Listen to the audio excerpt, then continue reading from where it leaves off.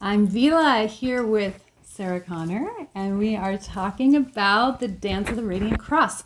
So this method, Sarah, you've been working with it for a few months? Yeah. 3 or 4 months. How long has it been? I mean, time, right? Yeah. Time is just, I think 3 months. Yeah.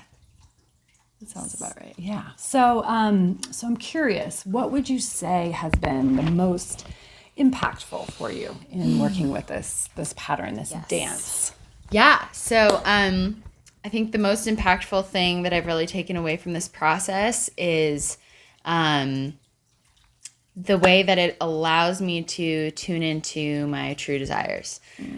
So there's all of these points along the way where I can stop in the process and actually ask myself if I want to move forward or not.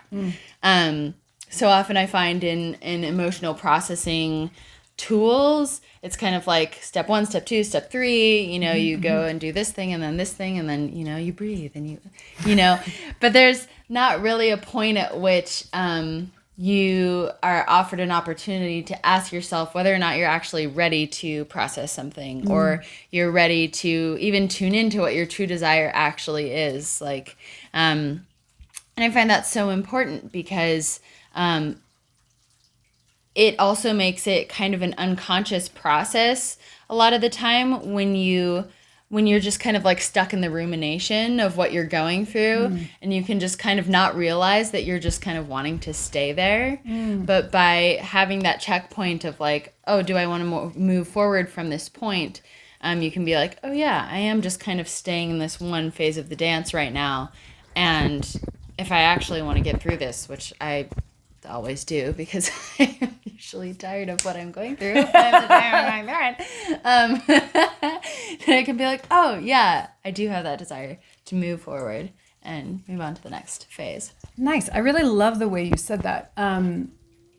Which of course, is part of the, that is one of the main keys or principles in this dance is that it's constantly coming back to that choice point, constantly coming back to like, what do you really want? But then what do you really want based on what is actually happening for you? Because I think sometimes we get into that tug of war around like, this is what I think I should want, or this is what I think I should be doing. Yeah. And then we're kind of in that place of, call it self-denial, call it self-betrayal, whatever, that disconnect between, your heart and your soul and your emotional self, and then what your mind is saying, but go faster, but do this sooner, or So that's cool that as you're describing that, each time you come back around to asking that question, that then keeps you connected, but then also helps you stay on a trajectory. Right.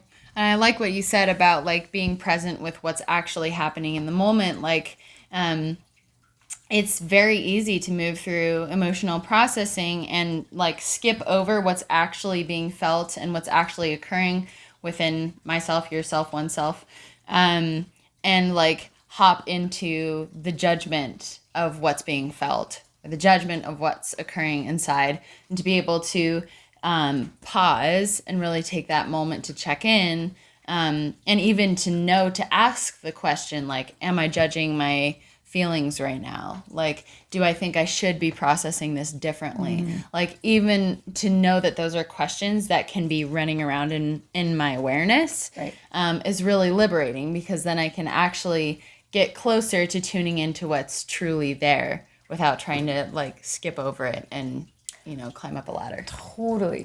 And I think the other thing that's cool in this aspect that you're touching on is like sometimes when we go into like exploring what we're feeling in that emotional world, it also uncovers other pieces. And so staying current with what is and staying current with the question of what do I want based on what I'm discovering. Oftentimes as I'm taking people through, as I'm facilitating them through a dance session, I'll get a sense of like, okay, I hear that this is the topic that we're starting with, but my sense is like I can feel underneath that we've got some deeper roots. And we may or may not get to those deeper roots. They may or may not come to the surface to be worked with and revealed in that particular session. But some aspect will make itself known, because we are exploring the piece that then refers to something deeper.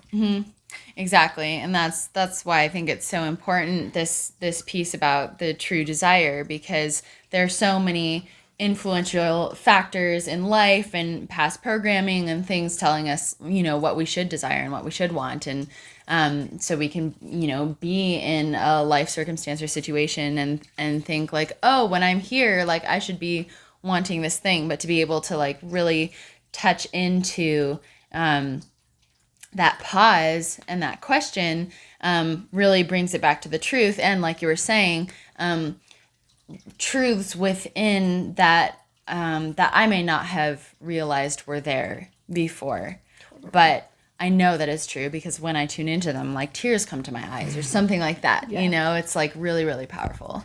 Totally. And so you're somebody who's worked as a coach and you work with people. And I'm curious about, so you're talking about the power of that true desire. I find that so many people that I work with just have, kind of walls around that place of like, is it even allowed for me to like have a desire, first of all, and then once they kind of get like, I do, whether I'm allowed to or not, but then there's that, like, am I even allowed to find that? And then really overcoming that fear of like, if I get in tune with it, then what? Because there's that, like, then I have to admit that I want something. Yeah. Which is an interesting, place to dance with. Mm-hmm. Totally. And I think that part of the reason why people don't tune into their true desires more and then, have a hard time moving forward and being motivated is two things. Like you said, there's all of that kind of like protective shell around the true desire because it's just like so frightening to even tune in, so we create all of this, these ideas or beliefs or whatever around this desire to make ourselves kind of just deflect off of that desire. But then, and then we wonder like, oh, why can't I just move forward? But when you move into that true desire, it gives you a more powerful place to move from because you're actually more motivated because you're not just going like, oh, this is what my 7-step program on the computer told me I should be desiring from this process right now. It's like, no, this is actually something that's coming from deep within my heart and I can feel that. And it taps into a truer place of strength and motivation to actually make the shifts in life that are required once you, well, they're not required. You don't have to make them, but you can. It's easier to make them when you tap into that true desire because it's coming from you. Well, right. And that's kind of the whole point, right? Is then something's happening. This is where we start the dance. Something's happening that's not working well for me. I don't like it. I don't like how I feel. I don't like the pattern that I see. I don't like the results that I'm getting. And from there, you start the dance. And then, true desire is step 5, right? So you set the stage for it, and then you sink into that deeper spot. And then from there, step 6, after you've tapped that true desire, that's when you, at that point only, is when you start to move into, making an intention or a commitment based on that true desire. Mm-hmm. And so that motivation point is really different. Mm-hmm. And, I think part of what is also fun in this, the principles that are embedded in the pattern of the dance is that masculine, feminine side of it, where that, tapping into true desire really is a more intuitive, feminine approach to self-awareness. And then, then coming to that place of intent and commitment is then bringing that masculine side back in. Totally. And working together, but from the place of the power of that intuitive insight from that feminine style. Yeah, that's another thing that I love about this process is, you're not, it's, I don't feel out of balance in it where I'm just like, oh, I'm operating from my intuition and my feelings and I'm just going to like go in there and find out what I feel and then I'm going to live my life based on my feelings, and like my rational mind is like, you're a fool, like, but I do get to tune into what I truly do feel. And then, like you said, the commitment to move forward is that it's that like stake in the ground, it's that masculine like holding space, that container for then actually more intuitive choices around what those next steps are to take place, you know? So it's not like you don't have to move from this place of just like, okay, now that I've felt my true desire, now I'm gonna like put my stake in the ground for my intention to move forward, and I'm just gonna like go and reverse engineer the process and like figure it all out and make it all happen. You know, it's not really like that. It's just like it's bringing in the structure just enough to hold the space for the intuition to really have a place to play. And that's why I think the dance of the masculine and the feminine in this process is really beautiful. Yay. So cool. It's always such a joy to talk to you, Sarah. Yes, thank you so you. much. And, you know, looking forward to lots more beautiful dancing to come. Yes.